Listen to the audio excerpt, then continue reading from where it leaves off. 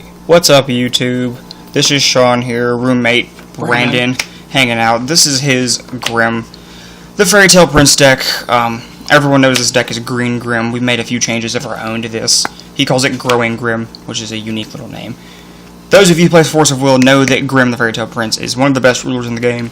He has the effect that all your Fairy Tail Resonators can be played with any will of any attribute.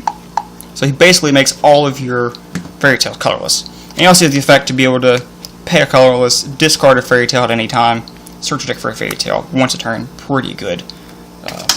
Onto the Stone deck. Play 4 Magic Stone of Deep Wood.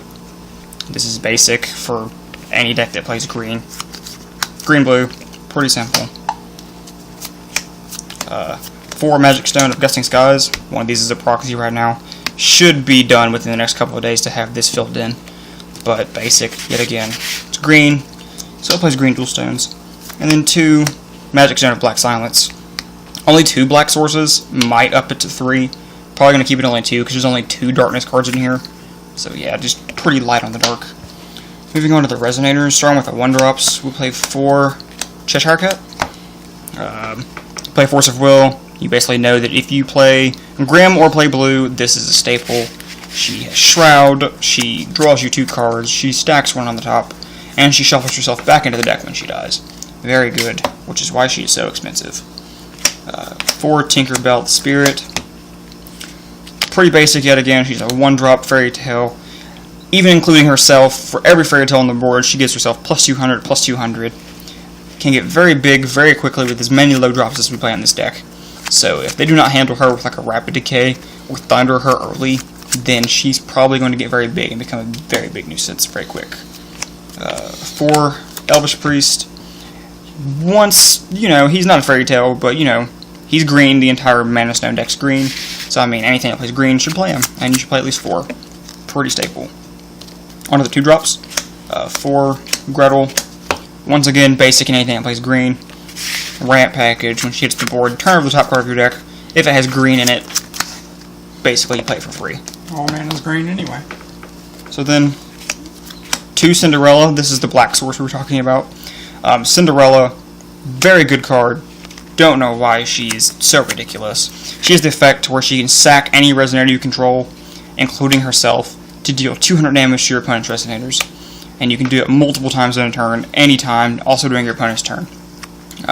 She's also very good because she helps you recycle your dead Cheshire Cats and use for your dead Gretels and dead Elvish Priests late game. And she doesn't target, so therefore if they got a Mephistopheles on board, you don't have to worry about it.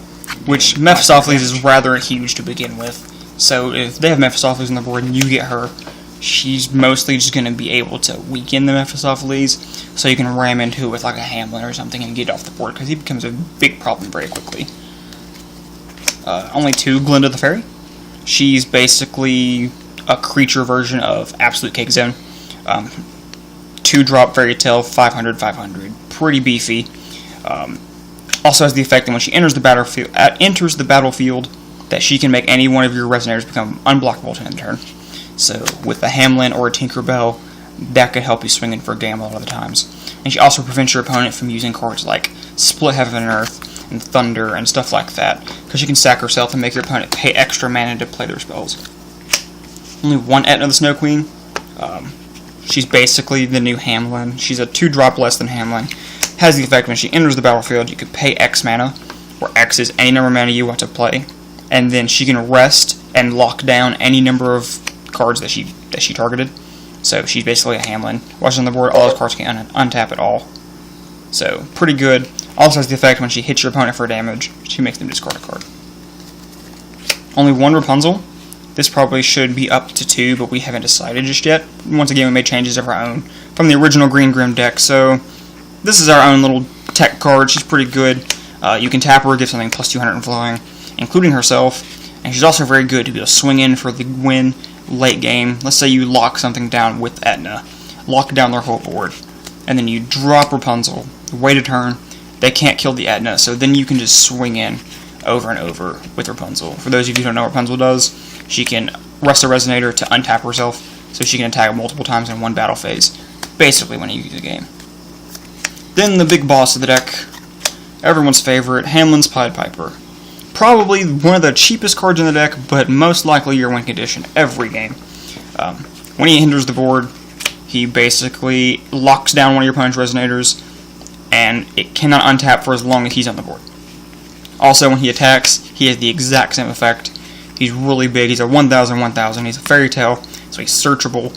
He's discardable. He can become unblockable, and he becomes just ridiculous. Way too big, way too fast.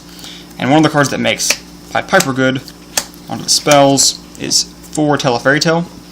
This card has the effect to be able to search your deck for any fairy tale and add it to your hand.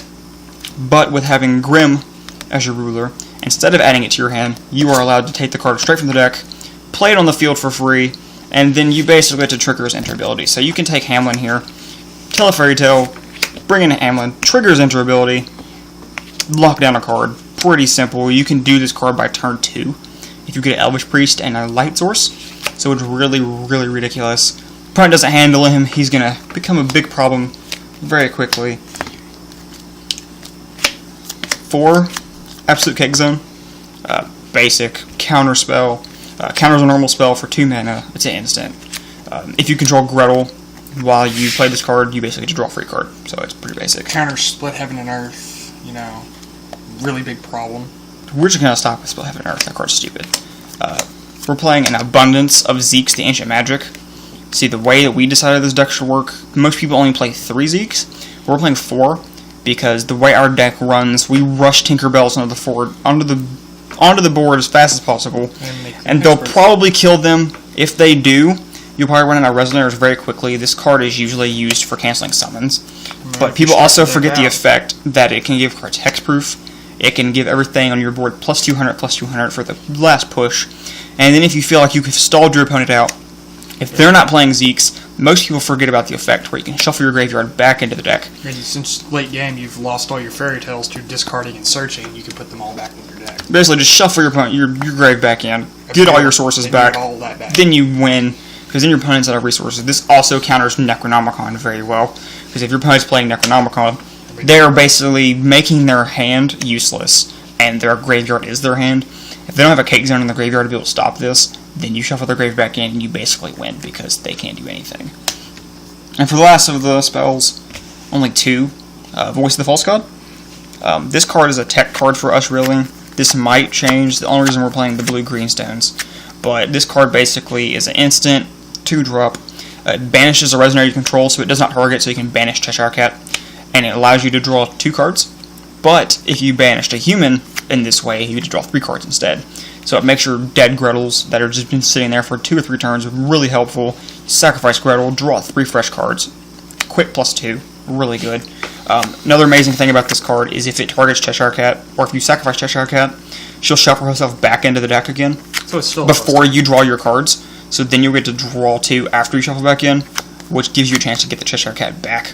So it's basically like you did a Grim search without having to pay the cost for Grim or discarding any cards. So you just play this, put Cheshire Cat back in, shuffle it back in, draw 2 fresh cards.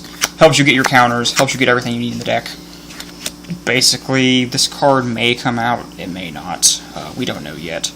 We're probably going to change the deck to where we add red, and we'll probably play Thunder instead of this card. And we'll also probably add Flame of Outer World and stuff like that. But that's just, you know, Flame of Outer World's not busted or anything. You know, it's just a deck that we built. It's just we have problems with Mephistopheles and other cards like. Yeah, this deck loses hardcore to anything that has flying, because there's only 1 Rapunzel, which is why I want to up it to probably 2 Rapunzels.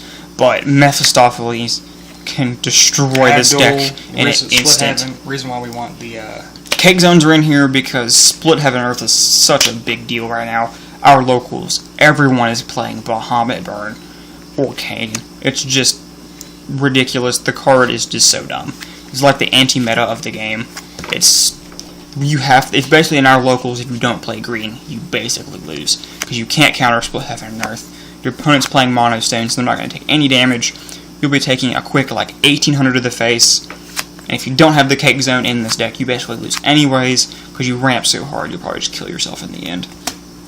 But, thank you, YouTube. That is my roommate Brendan Kelly's Growing Grim deck. I'll probably be uploading another video later for my Kaguya control deck. It's very good. This is probably one of the best decks in the format right now. If you want to get into the game, I suggest getting into this guy because everyone plays him. He's really good. He's really easy to play. He basically plays himself. Just the fact that the stone deck's rather expensive because green in this game is just ridiculous. And Cheshire Cats are retarded expensive. Yeah, and Cheshire Cats are like 30 to 50 a piece. But basically, if you want to get into this game and you have any sense of basic strategy, then you can pick up this deck rather well. So that's it, YouTube. Talk to you next time. This is Sean and Brandon signing off.